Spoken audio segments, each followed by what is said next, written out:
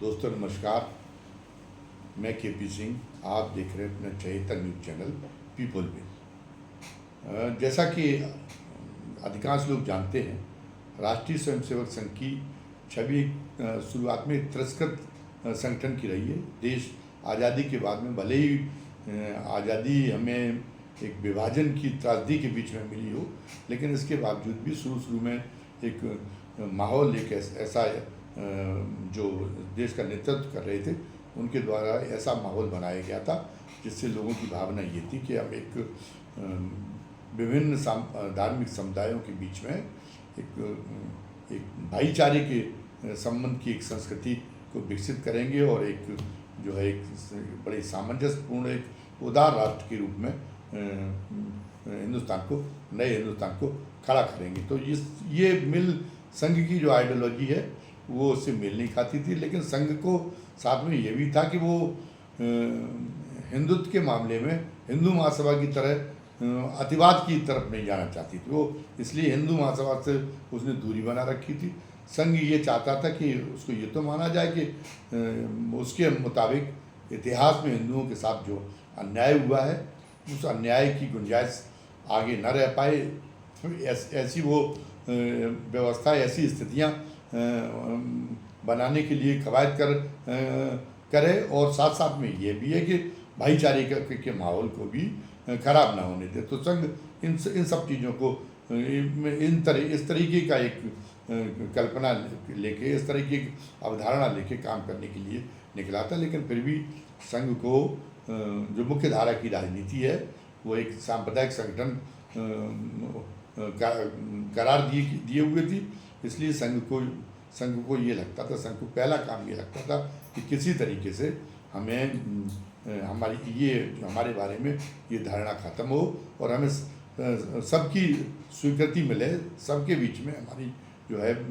एक तिरस्कार की स्थिति है वो उसको किस तरह से मिटाया जाए। और संघ की इन कोशिशों में संघ को उस समय बड़ी कामयाबी मिली जब लाल बहादुर शास्त्री प्रधानमंत्री थे और उन्होंने संघ के स्वयंसेवकों को गणतंत्र दिवस की परेड में शामिल होने का अवसर दिया। ये संघ के लिए एक मुख्य धारा में स्वीकृति पाने की दिशा में एक बड़ा कदम था जो लाल बहादुर शास्त्री की टाइम पर उठाया गया। उसके बाद में संघ को एक अवसर मिला लोकनायक जयप्रकाश नारायण के भ्रष्टाचार विरोधी आंदोलन के समय। उस आंदोलन में जिस तरीके से कंधे से कंधा मिलाकर जयप्रकाश नारायण जी का साथ दिया संघ ने और उनके आंदोलन को प्रखर बनाने में संघ ने अपने विद्यार्थी परिषद से लेके और अब युवाओं तक को जिस तरीके से झोंका, तो उससे वो जयप्रकाश जी का काफ़ी दुलारा बन गया था। तो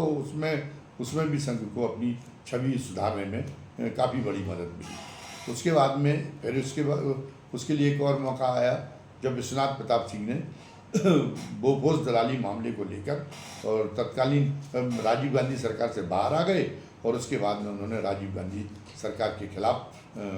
और भ्रष्टाचार के खिलाफ संघनाद कर दिया। तो संघ ने वो बनाए रहते हुए कि वो एक नैतिकता और आदर्शवादिता के साथ है अपने बारे में ये धारणा जो उसने बनाने की जो उसकी सायास कोशिश थी, तो इस धारणा को मजबूती देने के लिए उसने जैसे जयप्रकाश नारायण का साथ दिया था उसी तरीके से विश्वनाथ प्रताप सिंह का भी साथ दिया। बल्कि उस समय तो एक बार ये भी कहने लगा था जो विश्वनाथ प्रताप सिंह का भली साथ दे रहा हो कि कहीं ये विद्यार्थी परिषद वाले और ये संघ वाले कहीं जेपी की तरह बीपी को भी हाईजैक न कर लें। लेकिन विश्वनाथ प्रताप सिंह जयप्रकाश नारायण की तरह भावुक नहीं थे, उनको उस ढंग से नहीं फसलाया जा सकता था। तो उन्होंने कहा कि रणनीति के तौर पर पहला शत्रु कांग्रेस बना हुआ था, तो उन्होंने वहाँ तक तो संघ का और विद्यार्थी परिषद का सहयोग लेने के लिए मंजूर किया कि वो सरकार को वो जो है जमीन सुंघा दें। लेकिन उसके बाद में उन्होंने ये स्पष्ट कर दिया कि वो संघ के मोहरा बन के काम नहीं करेंगे। और ये बात प्रधानमंत्री बनने के बाद में उन्होंने कई बार संघ के दबाव में कुछ समझौते भी किए, जैसे कश्मीर का राज्यपाल जगमोहन जैसे फैनेटिक उस नौकरशाह को बनाना, ये एक बड़ा गलत फैसला था और उसकी वजह से कश्मीर में अलगाववाद की आग बहुत ज़्यादा भड़की और कश्मीरी पंडितों का दुखद पलायन हुआ। इस ढंग के कई और फैसले भी थे। एक विश्वनाथ प्रताप सिंह के समय पे एक उन्हीं के नाम के बीपी सिंह एक जो है इनकम टैक्स बोर्ड के चेयरमैन थे, वो भी बहुत ईमानदार थे। और उस समय राम जन्मभूमि आंदोलन भी संघ चला रहा था, क्योंकि संघ की तो ये तो कोशिश रहती ही थी कि जब तक कि अकेले दम पर उनकी पार्टी सरकार बनाने की स्थिति में ना आ जाए तब तक वो जो है राजनीतिक शक्ति को अर्जित करें, दूसरी पार्टियों के साथ में गठबंधन करके राजनीतिक शक्ति को अर्जित करें और उसको उस बिंदु तक ले जाएं, उस शिखर तक ले जाएं जहां वो अकेली दम पर जो शक्तिमान हो जाए। तो ये कोशिश तो जनता पार्टी की सरकार के समय भी संघ ने की थी और उसका जो समय यूएनआई के मध्य प्रदेश के ब्यूरो चीफ थे जॉल खम्बाटा, तो बाला साहब देवव्रत द्वारा उस समय पे वो भोपाल आए थे और उन्होंने संघ के स्वयंसेवकों की गोपनीय सभा को संबोधित किया था, जिसमें ये कहा जाता है कि बाला साहब देवव्रत ने कहा था कि समाजवादियों को धीरे धीरे करके हम इनसे अपना पल्ला झाड़ लेंगे और हमारी कोशिश ये होनी चाहिए कि हम जो है अपनी खुद की एक पूरी तरह से अपने में सक्षम अपने पर जो है पूरी अपनी सरकार बनाने में अपनी खुद की सरकार बनाने का की रणनीति बनाएं, उस दिशा में हम काम करें। और ये इसको केवल समाजवादियों का जो साथ लिया गया है इसको केवल एक तात्कालिक स्थितियों का तकाजा इसको माने और अंततोगत्वा हमें अपनी खुद की सरकार बना लेनी है, सबको धक्के दे के बाहर कर देना। तो जब ये खबर जॉल खम्बाटा ने यूएनआई के माध्यम से प्रसारित कर दी और देश भर में ये खबर जो है देश भर के प्रमुख अखबारों में ये खबर प्रकाशित हो गई, तो जनता पार्टी के अंदर विद्रोह हो गया और जॉर्ज फर्नांडीज, भले ही जॉर्ज फर्नांडीज बाद में जो एक साथी नेता थे और ये जो है उनका भी कोई उनका आखिरी में जो उनके बारे में आया था वो जिस तरीके से तहलका.com ने भंडाफोड़ किया था कि रक्षा सौदों में उनके बंगले से ही दलाली हो रही थी, तो उससे ये कहा जा सकता है कि वो बहुत भले आदमी नहीं थे। लेकिन उस समय जॉर्ज फर्नांडीज ने बड़ी जिहादी तेवर अपनाई, क्योंकि उनको अपनी छवि बनानी थी, वो भी कहीं ना कहीं महत्वाकांक्षा पाले होंगे कि तीर में तुक्का लग जाएगा तो एक दिन हो सकता है कि वो भी प्रधानमंत्री बन जाए। तो जॉर्ज फर्नांडीज ने और तमाम समाजवादियों ने उस समय दोहरी सदस्यता का मुद्दा उठा के और जनता पार्टी सरकार को असामयिक मृत्यु की ओर धकेल दिया। तो वो भी था, तो संघ की कोशिशें ये चल रही थी। तो विश्वनाथ प्रताप सिंह का सहयोग देते समय भी संघ की और भारतीय जनता पार्टी की नीति स्पष्ट थी कि विश्वनाथ प्रताप सिंह को तब तक के लिए एक अंतरिम स्थिति के लिए ढोया जाए प्रधानमंत्री के रूप में और अंततोगत्वा उनका इस्तेमाल करके और खुद जो है जो वांछनीय ताकत है उनके लिए अकेले दम पर सरकार बनाने के लिए वो हासिल करें। इसमें लेकिन विश्वनाथ प्रताप सिंह ने स्पष्ट कर दिया कि हमारी लाइन अलग है और हम जो है कांग्रेस को सत्ता में से दूर रखने के लिए हम आपसे बाहर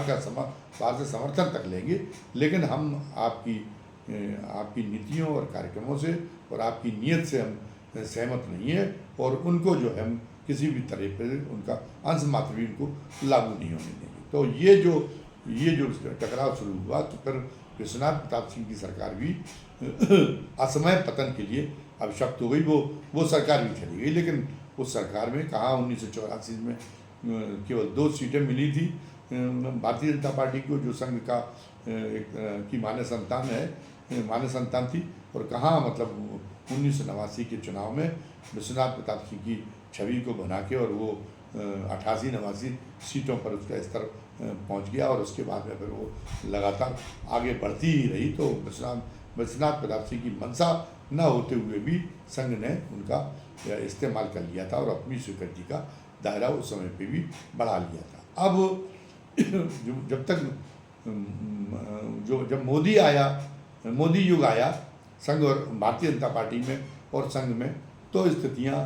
काफ़ी हद तक बदल गई। उसके पहले तो ये था कि जैसा कि हमने पहले बताया, एक नैतिक और एक आदर्श संगठन के रूप में अपनी छवि को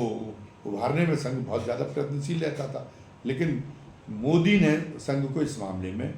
पीछे धकेल दिया, वैचारिक नेतृत्व के मामले में, और ये इस बात को एक स्थापित कर दिया कि सफलता ही सबसे बड़ी नैतिकता है। सफलता पाने के लिए सब कुछ करना जायज़ है, चुनाव जीतने के लिए सब कुछ करना जायज़ है, और जीतेंगे तो हम अपने एजेंडे को भी लागू कर सकेंगे। तो अब जो पार्टी विद ए डिफरेंस, जो संघ के प्रभाव में पहले अटल युग में जो कवायद चलती थी, तो वो जो है वो कवायद तो पूरी तरीके से अप्रासंगिक हो गई मोदी युग में। और मोदी युग में जो है वो मोदी युग में तो तौर तरीके एक तरह से युद्धोन्मादी सेना की जो होती, लुटेरी बर्बर सेना का जो एक चरित्र होता है, वो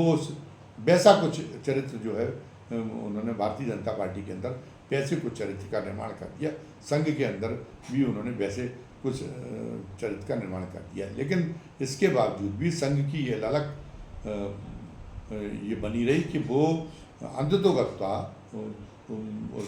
उसका ये लक्ष्य कैसा पूरा हो कि वो हिंदुओं के सर्वमान्य अभिभावक संगठन के रूप में अपने आप को स्थापित कर सके। तो इसलिए एक तरह से मोदी युग तो एक तरह से संघ के लिए चक्रवर्ती शासन का युग है। लेकिन इसके बावजूद भी जो हमने बताया कि जो संघ की एक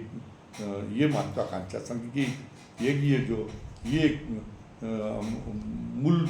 ये जो आकांक्षा थी, ये जो ललक थी कि हमें एक हिंदुओं के एक सर्वमान्य अभिभावक संगठन के रूप में हमें स्वीकृति मिले, तो उसमें उस दिशा में संघ के प्रयास चलते रहे। भले ही हो सकता है कि मोदी उसमें सहमत न हुए हों, और उन्हीं प्रयासों का नतीजा ये था कि संघ को एक बड़ी सफलता तब मिली जब पूर्व राष्ट्रपति प्रणब मुखर्जी ने संघ के कार्यक्रम को, संघ की दशहरा रैली को संबोधित करने का प्रस्ताव मंजूर कर लिया। ये कांग्रेस की एक बहुत बड़ी नैतिक पराजय थी और कांग्रेस से सदमे में आ गई थी। लेकिन अब प्रणब मुखर्जी के खिलाफ संघ कुछ कर भी नहीं सकती थी, कांग्रेस कुछ कर भी नहीं सकती थी। कांग्रेस ने तो उनको राष्ट्रपति बनवाया था, तो अब वो क्या कहती। तो फिर तो संघ उसमें मन महसूस के रह जाना पड़ा, और इसका वो जो संघ की एक अपनी स्वीकृति का दायरा बढ़ाने की एक जो मंशा थी, तो उस मंशा की पूर्ति में ये बहुत बड़ी उपलब्धि साबित हुई उनका प्रणब मुखर्जी का संघ के कार्यक्रम को संबोधित करने के लिए आना। फिर संघ ने कोशिश की कि राहुल गांधी को भी फुसलाया जाए, राहुल गांधी को भी मनाया जाए कि वो भी भारतीय जनता पार्टी से उनकी प्रतिस्पर्धा और वो चलती रहे, बैर चलता रहे, लेकिन वो संघ के कार्यक्रम को संबोधित करने का प्रस्ताव मान लें। उसके लिए बड़ा राहुल गांधी के प्रति उन्होंने बड़ी सद्भावना दिखाई, बड़ी यहाँ तक कि श्रद्धा भी दिखा दी। लेकिन राहुल गांधी विचलित नहीं हुए। राहुल गांधी ने अपना स्टैंड बहुत क्लियर रखा, और राहुल गांधी ने कहा कि वो संघ को एक देश और समाज के लिए एक खतरनाक संगठन के रूप में मानते हैं, उसकी सोच को एक खतरनाक सोच के रूप में मानते हैं, और इस मामले में वो विचारों में किसी तरह से परिवर्तन नहीं करेंगे, चाहे कुछ भी उन्हें जोखिम उठाना पड़े। लेकिन वो संघ के बहकावे में उसके कार्यक्रम में पहुंचकर उसकी स्वीकृति देने का अपराध, उनको स्वीकृति देने का पाप उनसे नहीं होगा। तो संघ को राहुल गांधी को जो उसने सिग्नल भेजे, उनका जो है कोई सकारात्मक प्रत्युत्तर राहुल गांधी की ओर से नहीं आ पाया, और इस मामले में संघ को निराशा बर्दाश्त करनी पड़ी। लेकिन संघ की कोशिशें अभी भी जारी हैं, और इन कोशिशों में एक नई कड़ी अभी हाल में तब जुड़ गई जब एक ज़माने में छत्तीसगढ़ में आदिवासियों के सर्वाधिक संभावनाशील नेता के रूप में पहचान बनाकर उभरे। एक तरह से छत्तीसगढ़ की आदिवासी राजनीति के एक बहुत बड़े धूमकेतु थे, जो अपने समय के अरविंद नेता, जिन्होंने 1971 में लोकसभा का चुनाव जीता और उसके बाद में उसके बाद में कांग्रेस ने उनको आदिवासियों के बीच में बड़ा चेहरा बनाने के लिए इंदिरा गांधी, तत्कालीन प्रधानमंत्री इंदिरा गांधी ने उन्हें अपने मंत्रिमंडल में स्थान दिया और उसके बाद में भी उनकी प्रगति जारी रही। यहाँ तक कि नरसिंह राव के ज़माने में भी बहुत राजीव गांधी ने भी उनको, जब 1989 का चुनाव हो रहा था तो 1989 के चुनाव के समय और बल्कि 1991 के चुनाव के समय तक भी उनको संसदीय बोर्ड में मनोनीत किया, जिससे वो जहाँ से टिकटों का वितरण होता था। और लेकिन असमय राजीव गांधी की मृत्यु हो गई और फिर नरसिंह राव ने भी अरविंद नेताम का स्थान बनाए रखा और नरसिंह राव ने भी अपनी मंत्रिमंडल में उनको जगह दी। तो इतने कांग्रेस की इतनी ताकतवर, इतनी कद्दावर शख्सियत थे अरविंद नेताम अपने ज़माने में। लेकिन बाद में जब कांग्रेस के दुर्दिन शुरू हुए तो अन्य नेताओं की तरह उन्हें भी, अन्य महत्वाकांक्षी नेताओं की तरह उन्हें भी अपने पुराने घर का मोह छोड़ना पड़ा और वो भी नए विकल्प की तलाश में जुट पड़े। और उस क्रम में उस समय कांसीराम जी की निगाह उन पर पड़ी। कांसीराम जी को कोई एक मजबूत आदिवासी चेहरा नहीं मिल पा रहा था। बहुजन का जो उनकी जो पार्टी थी, बहुजन समाज पार्टी, तो उसका बहुजन व्रत पूरा होने के लिए ज़रूरी था कि आदिवासियों में भी एक बड़ा चेहरा उनके पास में हो। तो इसलिए उन्होंने अरविंद नेताम से संपर्क किया और अरविंद नेताम को भी, जैसा कि मैंने बताया कि नए रास्ते की तलाश थी, तो अरविंद नेताम उस समय बहुजन समाज पार्टी में शामिल हो गए। लेकिन कांसीराम जी जो है अपनी जो राजनीतिक जो उनका स्टैंड था, वो उनकी सबसे बड़ी कमजोरी थी मायावती। वो उनके जब मायावती फैसले करने लगी तो फिर वो जो है कांसीराम जी को वो किसी तरह कोई लाइन उनकी नहीं रह गई। वो तार्किक प्रणति पर अपनी आंदोलन पर पहुंचाने के मामले से बहुत पीछे चले गए। उनकी हैसियत ही नहीं बची और उनका जो पराभव शुरू हुआ, उनकी जो एक तरह से बहुजन समाज पार्टी के अंदर कांसीराम की मायावती के सामने जो दोयम दर्जे की स्थिति बनती चली गई, उसका खामियाजा अरविंद नेताम को भी भुगतना पड़ा और अरविंद नेताम को भी बहुजन समाज पार्टी से बाहर हो जाना पड़ा। जबकि अरविंद नेताम अगर बहुजन समाज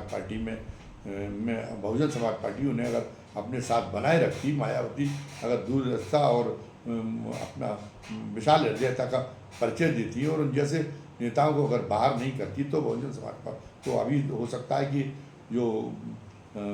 केंद्रीय सत्ता को अपने हाथ में लेने का जो सपना संजोकर बहुजन समाज पार्टी चली थी, वो उसको वो मंजिल मिल जाती। लेकिन अरविंद नेताम को भी जल्दी समझ में आया और मायावती तो चाहती थी, तो इसलिए उन्हें बहुजन समाज पार्टी से विदा लेनी पड़ी। इसके बाद में फिर वो भारतीय जनता पार्टी में भी अपनी भाग्य आजमाइश के लिए गए। वहाँ पे भी उनकी उम्र दराज भी हो चले थे, तो उनका ज़माना तो युग उनका बीतने लगा था। इस बीच में आदिवासी समाज में नए जोगी जैसे नए नेता पैदा होने लगे थे। तो फिर जो है भारतीय जनता पार्टी में भी उनका रंग जम नहीं पाया और उसके बाद में कांग्रेस में फिर वो वापस आ गए। लेकिन वर्तमान में वो बताते हैं कि उनकी 83 साल की अब तो उम्र हो चुकी है, तो ये बताते हैं कि कांग्रेस से मैंने 2 साल पहले अपने आप को अलग कर लिया है और अब मेरा किसी राजनीतिक पार्टी से कोई संबंध नहीं रहेगा। मैं तो जो है एक उन्होंने सर्व आदिवासी समाज एक बनाया गया है, जिसमें आदिवासियों के जितने कबीले हैं, जितने वो पूरे कबीलों का एक तरह से सारे कबीलों का संगम है, सारे कबीलों का एक मिला जुला संगठन है। तो उस जो है सर्व आदिवासी समाज के वो संरक्षक की हैसियत से भी काम कर रहे थे और पूरे तो इस नाते ये समझा जा सकता है कि पूरे आदिवासियों को प्रेरित करने की जो है उनके पास में अभी स्थिति इस नाते उनकी थोड़ी सी बन गई है कि वो पूरे आदिवासी समाज को प्रेरित करने का काम कर रहे हैं। और आदिवासी आदिवासी वोट बैंक की भी पूरे राष्ट्रीय राजनीति में एक बड़ी अहमियत हो गई है। इसी को ध्यान में रख के उन्होंने द्रौपदी मुर्मू को राष्ट्रपति बनाया उन्होंने, और उसको पिछले चुनाव में उसका काफ़ी कुछ हद तक भारतीय जनता पार्टी को फायदा मिला। तो अब उसमें एक और जो है ताकतवर मोहरे के रूप में उन्होंने अरविंद नेताम का भी विश्वास उनका भी विश्वास जीतने और उनका समर्थन हासिल करने की भी एक जो कोशिश अंदर खाने भारतीय जनता संघ के माध्यम से भारतीय जनता पार्टी कर रही थी। तो उसका एक सफल ये सामने आया है कि अरविंद नेताम ने 5 जून को उनके जो संघ का वनवासी कल्याण कार्यक्रम है, उस वनवासी कल्याण कार्यक्रम में उपस्थित होने और संबोधित करने की अपनी स्वीकृति दे दी है। अरविंद नेताम का कहना ये है कि जो उनका वनवासी कल्याण जो संगठन है संघ का, उसने जनजातियों के कल्याण के लिए बहुत सारा काम किया है, और जनजातियों के कल्याण के लिए, आदिवासी समाज के कल्याण के लिए वो भी अब जीवन के बच्चे कुछ एक दिनों में समर्पित हैं। तो दोनों की जब सोच एक जैसी है तो इसमें कुछ बेजा नहीं कि मैं संघ के कार्यक्रमों में जाऊं। तो संघ ने एक बहुत शानदार मतलब अपनी गोटियां खेली हैं, और ये निश्चित रूप से एक जो हाशिए पर पड़े हाशिए पर पड़े वर्गों और वंचितों के बीच में कांग्रेस पार्टी की पैठ को मजबूत करने के लिए राहुल गांधी पसीना बहा रहे हैं। तो ये जो इस बीच में ये जो पैंतरा सामने आया है संघ का, इससे उनको जो जरूर जो है सतर्क होना पड़ेगा, और उनके लिए एक तरह से वो जिस मंसूबे से काम कर रहे हैं उनके इरादों के लिए एक जो है संघ की ये उपलब्धि अरविंद नेताम को अपने साथ लेने की एक बड़ी चुनौती सिद्ध होगी। तो अब ये कसमकस और बढ़ेगी आदिवासी राजनीति को लेके, वंचितों और हाशियों पर पड़े वर्गों को विश्वास में कौन ज़्यादा विश्वास में ले पाता है, इसको लेके जो एक तरह से राजनीतिक खींचतान है, राजनीतिक कसमकस है, उसमें और ज़्यादा तेजी आएगी। और ये बड़ा दिलचस्प होगा कि अब घटनाएं कैसा आकार लेती हैं। कांग्रेस इसके जवाब में कांग्रेस की तरफ से कौन सी चाल चली जाती है, और भारतीय जनता पार्टी अपनी इस चाल को अकाट्य और वो ऐसी चाल जिसको सह न दी जा सके वो बनाने के रूप में इसका कैसे उपयोग करती है, ये सब देखने वाली बातों में आज की वीडियो में बस इतना ही। धन्यवाद। जय हिंद, जय भारत।